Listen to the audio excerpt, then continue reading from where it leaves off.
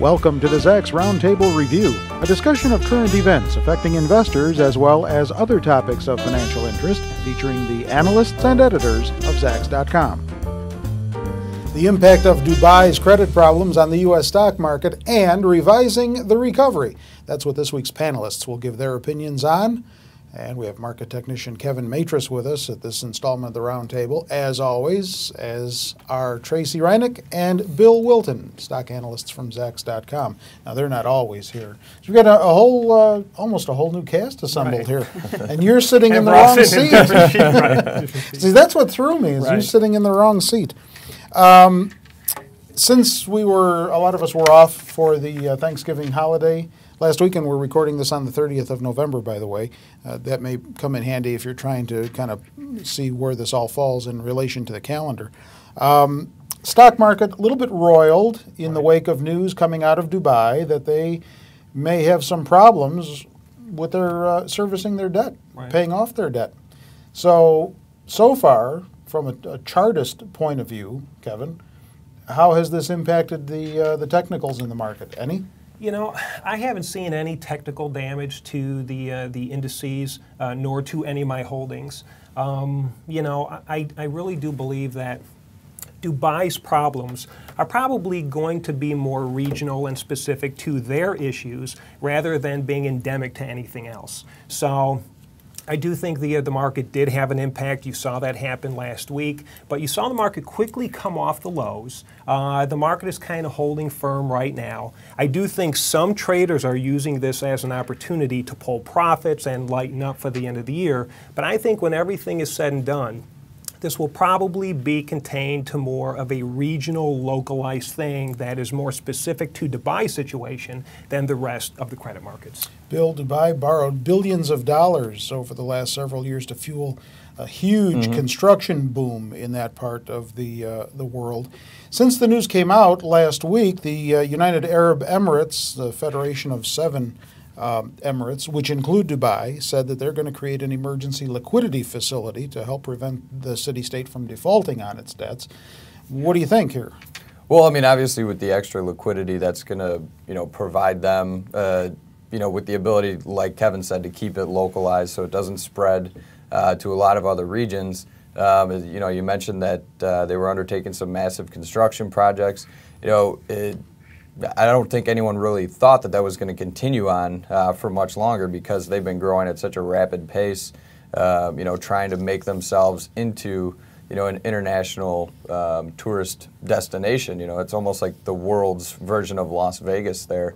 So as far as their growth, relying on tourism and things like that, they really weren't going to continue it that much longer. So I don't see it affecting their overall long-term projects to develop the region too much. Impact on our market?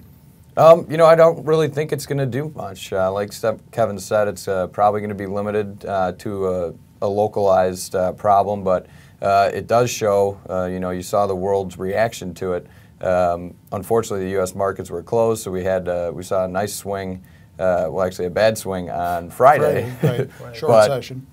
Yeah, but I think that's more of a market sentiment in our region. When you hear people say credit default, it just brings back all these memories of what got us into this mess, our struggles to get out of it, and so it's more of a sentimental factor than an actual fundamental underlier. It's a good point, but I don't know, Tracy, do you view it that way as well? Because don't forget, the U.S. markets have other things to focus on. They've got the consumer to focus on, whether or not they're going to be buying for the holiday season, and they've got their whole recovery package to focus on. Right. I get a little concerned when people say things are contained, no offense, because we've heard that before. We heard like subprime was contained, and then who knows what else was contained. It's always contained, but that means it usually isn't going to be.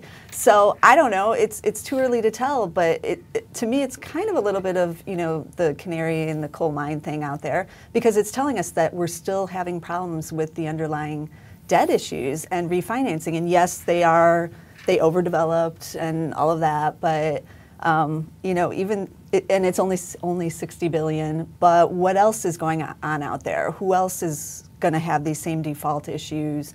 around the world. I mean, we're already seeing it in even the commercial real estate side here in the U.S. There's a lot of hotels, not just in Las Vegas and some of the other tourist areas, that are suddenly having trouble servicing their debts here because tourism is down worldwide and things like that.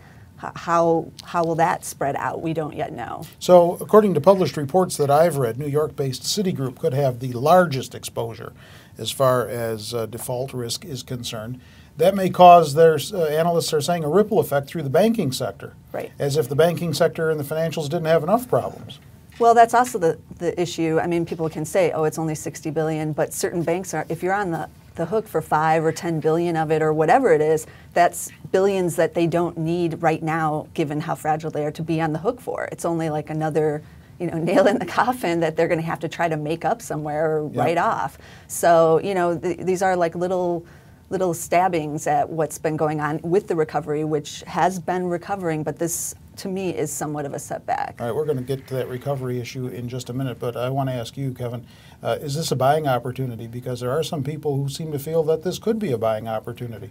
I think a lot of people are looking at it as a buying opportunity. I mean, you take a look at like a company like Campbell's Soup, for instance. How is that really impacted by what's happening with Dubai? And I really do think Dubai situation, I mean, the amount of overbuilding and spectacular projects that they have been putting up, I mean, I think there's nobody else in the world who's doing anything that is that outrageous. So I do believe, though, that a lot of people are looking at certain stocks in certain sectors that have the least amount of exposure, and I think people are probably using this as an opportunity to position themselves. I think that's why the market came off the lows so nicely on Friday. All right, let's talk about this recovery bill, because I know Tracy's just chomping at the bit to get into this whole revised scenario on the GDP. Third quarter GDP was revised to show an upward gain of 2.8% after it was originally reported that that third quarter gain was 3.5%. What do you make of that? Are we trying to revise the recovery here? These revisions always make me skeptical. I don't know about you. Well, to me, it kind of shows a bit of optimism. Everyone wants the GDP number to go up as much as possible, but over the past few quarters, we've been seeing these downward revisions. It always comes out a few weeks after the fact, so it usually doesn't make the headlines that the initial number makes. So it's almost something to get everyone excited, and then, oh, by the way, it's not as good as we originally said. Right. It never did set well with me, I have to tell you. I don't understand how it can be so far off, especially in this quarter. But they are saying that it's due to a lot extra imports that they hadn't accounted for. So at least it's not a huge downward revision based on things that we're doing are scaling back. The fact that we're spending more money able to import new products is not a terrible sign for us to see. But we can't leave out the fact that it is a positive number. So that's something that we haven't seen in a while. So. Yeah, but not much of a takeaway here for the markets, Tracy. No, I think everyone was expecting a positive number, and we got it in the initial number. And to revise down, yeah, you never want to see it. And it was like 20% lower, actually. But everyone knew that this quarter wasn't going to be gangbusters. We just needed it to be better than before and positive. And a lot of it is from the stimulus money, and I think that's kind of the question that's out there now. How much of it is real growth versus just the stimulus, and what happens when the stimulus goes away? No one knows. Yeah, but Kevin, it was a positive number. I guess that's all that matters. Yeah, right? I mean, well, that's not all that mattered. It was positive. I mean, it was kind of disappointing. I mean, everybody thought 3.5, then they run it down to 2.8. Still a positive number, but I think it was disappointing because so many people were expecting Q3 to be such a robust quarter, and they watered it down so much. And then they got the headline that it was. Right, and the thing is, it was a broad-based downward revision. It wasn't in any one particular area, and I think that's what kind of spooked the market a little bit. But yeah, as Bill said, the key word is growth, and even though the growth rate wasn't as great as had been earlier expected, it does kind of call into question the real strength, but the trend of the economic recovery indeed is going in the right direction, and I think that's what people are going to continue to focus on moving forward. Tracy, the big news this week is coming out Friday morning when we get the most recent report on unemployment. Right.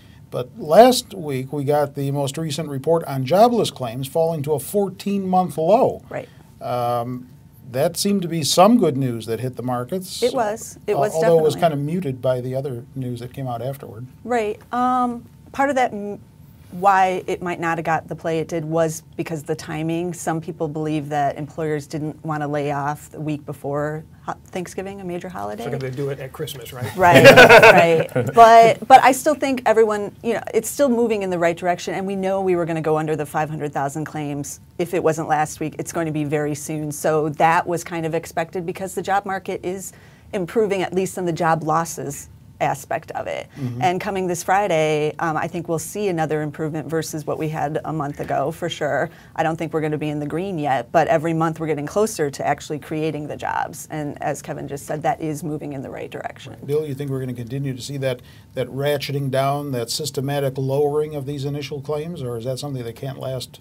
I do see that lasting. I mean, we'll probably have a few hiccups here and there, but like Tracy said, we are headed in the right direction. The tricky thing with the jobless claim headlines is, they'll say that they fell to a certain number. Yeah, it's improving, but the fact of the matter is we're still in the red. So, it is great to see that we're headed in the right direction, but we still have to wrap our head around the fact that about 500,000 people are still reporting first-time unemployment benefits, which is one thing that's going to weigh on the recovery. Yes, we're headed in the right direction, but as long as these numbers stay as high as they are right now, it's definitely going to mute any rapid effect that we're expecting to see. Bill brings up a good point. If you go out to the average person on the street, Kevin, and you tell them that we're 5 or 6 months into an economic recovery here in this country, and then they look at this unemployment and jobless news, they look at you like you have 3 heads. Right. Well, everybody thought it was a good number except for the 466,000 people. But, that's the vicious